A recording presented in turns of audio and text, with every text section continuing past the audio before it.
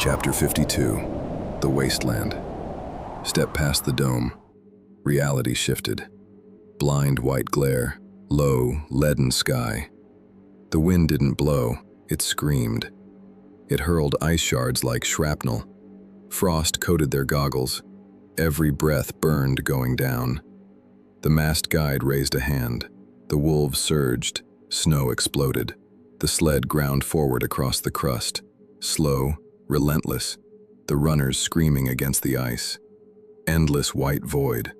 Ribs of dead rock pierced the snow. The wolves panted, blowing thick steam.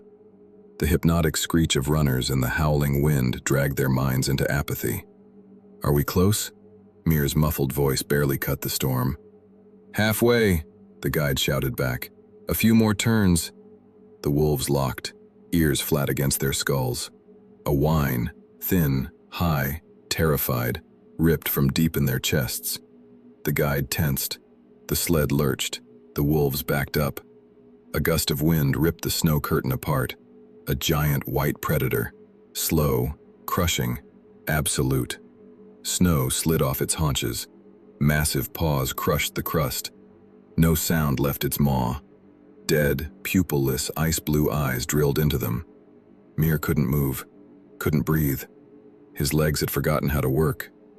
Kaya leaned forward, heart hammering. Peter held the stare, didn't blink. His mind ran the odds. 0. The giant stopped 30 paces away. "Don't move," the guide whispered. "It might ignore us." Might. 1 second. 2. The beast took a breath, then another step. "Running is pointless," Peter hissed. "It's faster." The beast didn't attack. A rumble shook the air, low, guttural, felt more than heard. It turned its massive head and stepped back into the blizzard. The storm swallowed it whole. Silence slammed back down. Kaya gasped. Mir released his death grip on the rail. "It's gone," the guide exhaled. He shook his head violently. "Move, now." Ice hell. Every meter a war. The sled groaned. The wind tore the snow, exposing black ruins. Massive walls loomed out of the whiteout. Black ice and twisted metal. Iron-bound gates stood half open. Narrow, crooked streets choked with low houses. The air tasted of soot, rot, and despair. The sled scraped into the courtyard. A shadow darted from a steaming hut. Rags and furs. A heavy look under a hood, then gone. The guide led them to a low door, knocked. A harsh face appeared in a slit. The door opened. A blast of heat, smoke, boiled meat, herbs. The hall was a bunker. Low ceiling, thick walls, a fire roaring in a hearth built for giants. Pelts hung on the walls. At the head of a long table sat a man in his 60s. Wild beard, deep scars.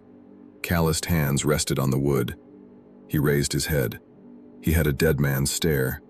Eyes that had watched too many people stop breathing. "Who the hell are you?" he rasped. Peter stepped up. "The Shadow Cube. We need in." Tension snapped around the room. Guards exchanged sharp looks. "Why?" Torgus squinted. "Shadow Cube? We haven't opened it that way in years. Death trap. The dark breaks the mind." Kaya stepped forward, her voice locked into steel. "It's critical. We need it yesterday." Torgus laughed, a sound like rock grinding on rock. Nothing warm, nothing human. He broke a piece of hard bread. "That portal isn't for outsiders, it's for the living. We flee to the Harvest Cube, our only hope."